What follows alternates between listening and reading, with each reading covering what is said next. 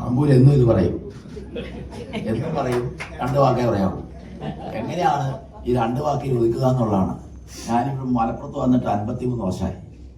1973 വന്ന് 2 വർഷം കഴിഞ്ഞ് അടിയന്തരാവസ്ഥയുടെ കാലഘട്ടത്തിൽ ഇവിടെ പറഞ്ഞതുപോലെ അതിൻ്റെ ഒരു ചരിത്രം അത് പറയുകയാണെങ്കിൽ ചെറിയ കാര്യമൊന്നുമല്ല. അതിലൊന്നും ഇപ്പോൾ അവസരമില്ല. എങ്കിലും ഈ വേദിയിൽ ഇരിക്കുന്ന ഒത്തിരി ആൾക്കാർ എനിക്ക് സന്തോഷമുണ്ട്. ഇതിന് ചരിത്രത്തിന് മലപ്പുറത്തിൻ്റെ രശ്മിയുടെ അല്ല, മലപ്പുറത്തിൻ്റെ ചരിത്രമാണ്. അതിനെ ആ രീതിയിലാണ് കാണുന്നത്. വെറും രശ്മി എന്നുള്ള രീതിയിലല്ല. കാരണം ഇതിനകത്ത് ആ കാലഘട്ടത്തിലൊക്കെ മെമ്പർഷിപ്പ് എടുത്തവരൊക്കെ ഉണ്ട്. 10ാം ഭാഷയും കൂടി, 15ാം ഭാഷയും കൂടി, 25ാം ഭാഷയും ശബനാശ്മി നിന്ന് 30ാം ഭാഷയും 30 ദിവസം മലപ്പുറം നഗരസഭയിലെ 30 വാർഡുകളിലും ഫിലിം ഫെസ്റ്റിവൽ നടത്തിയതാണ്. ചെറിയ കാര്യമൊന്നുമല്ല. അങ്ങനെ ഈ നാട്ടിലെ ഒത്തിരി ആൾക്കാരെ, ഉണ്ണികൃഷ്ണൻ, അതേപോലെ തന്നെ മറ്റുള്ള പലരും, വാസിൽ കഴിഞ്ഞ മൂവാറ്റുപുഴ ഫിലിം ഫെസ്റ്റിവലിൻ്റെ, നമ്മുടെ കഴിഞ്ഞ വർഷത്തെ ഫിലിം ഫെസ്റ്റിവലിൻ്റെ ഉദ്ഘാടന ചിത്രമായി അദ്ദേഹം തന്നെയാണ് നമ്മുടെ ഉദ്ഘാടനം നടത്തിയത്. അങ്ങനെ ഒത്തിരി കാര്യങ്ങൾ നമുക്ക് നടത്താൻ കഴിഞ്ഞിട്ടുണ്ട്. അങ്ങനെയുള്ള ഒരു സന്ദർഭത്തിൽ ഞാൻ വളരെ സന്തോഷത്തോടുകൂടി തന്നെയാണ് ഇവിടെ നിൽക്കുന്നത്. 50 വർഷം മുമ്പ് 75 ഇത് രൂപീകരിക്കുമ്പോൾ ഇങ്ങനെ ഞാനിവിടെ വരുമെന്നുള്ള ഒരു പ്രതീക്ഷ എനിക്ക്. കാരണം എൻ്റെ കൂടെ അന്നുണ്ടായിരുന്ന ബഹുഭൂരിപക്ഷം പേരും, ഞാൻ ഏറ്റവും ഓർക്കുന്ന മണമ്പൂരിലൂടെ പറഞ്ഞതുപോലെ ഡോക്ടർ അബൂബക്കർ സാഹിബാണ്. അദ്ദേഹം ഇല്ലായിരുന്നെങ്കിൽ രശ്മി ഫിലിം സൊസൈറ്റി ഉണ്ടാവുകയില്ല. പല ഘട്ടങ്ങളിലും ഒന്നും ഇങ്ങനെയൊന്നുമല്ല. ഒരു സിനിമ കാണിക്കണമെങ്കിലുള്ള പാട്, 1 മാസം മുമ്പ് മുനിസിപ്പൽ ഓഫീസിൽ അപേക്ഷ കൊടുക്കണം. അപേക്ഷ കൊടുത്ത് കൗൺസിൽ പാസ്സാക്കണം. പാസ്സാക്കിയില്ലെങ്കിൽ സിനിമ കാണിക്കാൻ പറ്റുകയില്ല. അന്നേരം സെക്രട്ടറി, ഇന്നത്തെ പോലെയല്ല, അന്നത്തെ സെക്രട്ടറിമാർ രാജാക്കന്മാരാ. അയ്യോ, അവരുടെയൊക്കെ അടുത്ത് ചെന്ന് കഴിഞ്ഞാൽ പിന്നെയാണ് നമുക്ക് മനസ്സിലായത് ഒന്നുമല്ലെന്ന്. കാരണം ഞാനും ഗസറ്റ് റാങ്കിലേക്ക് വന്നപ്പോഴാണ് ഇവരൊന്നും അല്ലെന്ന് മനസ്സിലായത്. അന്നേരം അബൂബക്കർ സാഹിബ് പറയും, പ്രകാശം ഒന്നും നോക്കണ്ട, അങ്ങ് കളിച്ചോളൂ, സെക്രട്ടറി എന്താ ചെയ്യുന്നു വെച്ചാൽ നോക്കിക്കോട്ടെ. അങ്ങനെ ഒരു ആത്മധൈര്യത്തിലായിരുന്നു. എന്തുമാത്രം സിനിമകൾ നമ്മളോട് കളിച്ചു അല്ലേ? അതിൻ്റെ ഒരു വലിയൊരു ഉദാഹരണമാണ് അല്ലേ? ഗാന്ധി ഓസ്കാർ അവാർഡ് കഴിയ ഗാന്ധി ഒരു ഷോ കാണിക്കാനാണ് നമ്മൾ തീരുമാനിച്ചത്. അതിൻ്റെ ഡിസ്ട്രിബ്യൂട്ടർ കോഴിക്കോടാണ്. എന്നാലും 1500 രൂപ പറഞ്ഞു. എന്നാലും ഞാൻ ഒരാഴ്ച ആളുടെ പുറകെ നടന്നത്. കുറച്ച് തരണം, കാരണം 1500 രൂപ എന്നൊക്കെ പറഞ്ഞാൽ അന്ന് എന്താ, ഇന്ന് ഒരു 15 ലക്ഷം രൂപയുടെ മൂല്യമുണ്ട്. പിന്നെ അദ്ദേഹത്തോട് ഞാൻ പറഞ്ഞു, ഞങ്ങൾ ഒരു ഷോ കൂടെ കളിക്കും, ഈ 1500 രൂപയെ തരുള്ളൂ. അയാളെ പുള്ളി അവസാനം സമ്മതിച്ചു.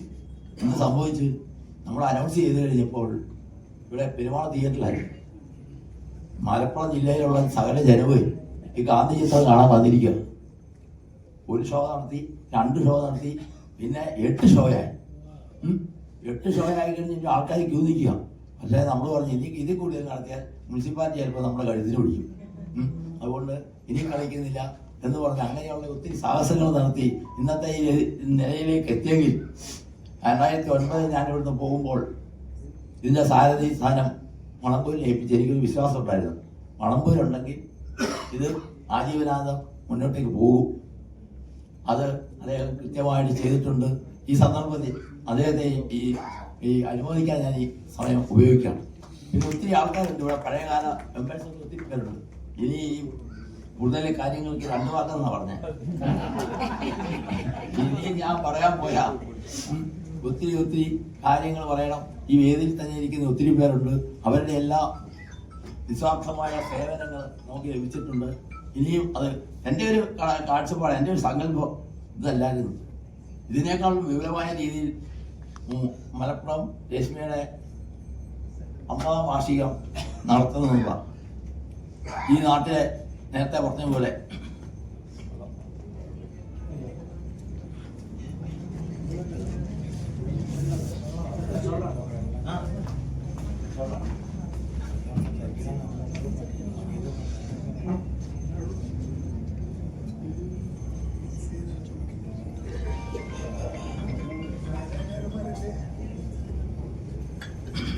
വാർഷികം മലപ്പുറത്തെ നേരത്തെ ഇവിടെ സൂചിപ്പിച്ചതുപോലെ മലപ്പുറത്തെ നല്ലവരായ ജനത്തിൻ്റെ സത്യസന്ധമായ സ്നേഹവും പരസ്പര സ്നേഹവും വിശ്വാസവും പുലർത്തുന്ന ആ ആൾക്കാരെ ഏത് വിധത്തിലും സഹായിക്കാൻ മലപ്പുറത്തുകാർക്ക് ഉണ്ടെന്നുള്ളത് ഞാൻ 1-2 ലേഖനങ്ങൾ എഴുതിയാണ്. മലപ്പുറം ആ രീതിയിലുള്ള ഒരു പ്രദേശമാണ്. അതുകൊണ്ടാണല്ലോ ഞാനിവിടെ വരുമ്പോൾ തിയേറ്ററിൽ പെരുമാളും ഡിലൈറ്റ് തിയേറ്ററുള്ളത് അവിടെ ഈ കർട്ടൻ കിട്ടിയിരിക്കുകയാണ്. അതൊരു ആദ്യമായിട്ടാണ്, ഞാൻ കോട്ടയത്തുകാരനാണല്ലോ, ഇവിടെ വരുമ്പോൾ കർട്ടൻ കിട്ടിയിരിക്കുന്നത്. അതെന്താണെന്ന് ചോദിച്ചു പോലെ സ്ത്രീകൾക്ക് ഇരിക്കാൻ, സ്ത്രീകൾ കാണരുത് മറ്റുള്ളവരെ, കർട്ടൻ കിട്ടി വെച്ചിരിക്കുക. അങ്ങനെ ഒരു കാലഘട്ടത്തിലാണ് നമ്മൾ മലപ്പുറത്ത് ഫിലിം സൊസൈറ്റി രൂപീകരിച്ചെന്ന് ഓർക്കണം. 2 രൂപയായിരുന്നേ, 2 രൂപയായിരുന്നു മെമ്പർഷിപ്പ്, 2 രൂപ. അതിന് ഒരാഴ്ച നടക്കണം, അത് 2 രൂപ കിട്ടണമെങ്കിൽ. അന്ന് 2 രൂപ എന്നൊക്കെ പറഞ്ഞാൽ വലിയ വിലയാണ്. അങ്ങനെയുള്ളൊരു കാലഘട്ടത്തിലാണ് അബൂബക്കർ സാഹിബ്, അതിൻ്റെ ട്രഷററായിരുന്ന PK ജയപ്രകാശ്, അതേപോലെ തന്നെ കൗൺസിലറായിരുന്ന കുമാരേട്ടന്, അതേപോലെയുള്ള ഒത്തിരി അലക്സാണ്ടർ, ഒത്തിരി ആൾക്കാരുണ്ട്. അവരെയൊക്കെ ഞാൻ ശ്രീനിവാസൻ, ഇൻഫർമേഷൻ ഓഫീസറായിരുന്ന ശ്രീനിവാസൻ സാറ്, ഇവരെയൊക്കെ ഈ സമയത്ത്, ഈ തരുണത്തിൽ ഓർമ്മിച്ചുകൊണ്ട് ഈ ചടങ്ങ് ഗംഭീരമാക്കിയ മലപ്പുറത്തിൻ്റെ എല്ലാ സ്നേഹ സുഹൃത്തുക്കളെയും അഭിവാദ്യം ചെയ്തുകൊണ്ട് ഞാൻ എൻ്റെ വാക്കുകൾ വെച്ചെടുക്കുന്നു. നന്ദി, നമസ്കാരം.